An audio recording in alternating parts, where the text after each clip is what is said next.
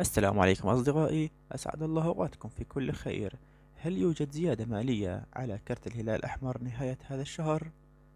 ولكن قبل البدء بالفيديو ندعوكم للاشتراك في القناة وتفعيل زر الجرس ليصلكم كل ما هو جديد. نشر الهلال الأحمر التركي عبر صفحة برنامج صويا الرسمية في فيسبوك بيانا حول المساعدات المالية المقدمة للمستفيدين من البرنامج. وقال الهلال في بيان له: يتم إيداع مدفوعات الصوي بشكل شهري في اليوم الأخير من كل شهر، بالإضافة إلى المساعدات الشهرية من برنامج الصوي. يتم إيداع مبالغ مالية إضافية 4 مرات في السنة في الأشهر التالية: شباط، أيار، آب، تشرين الثاني.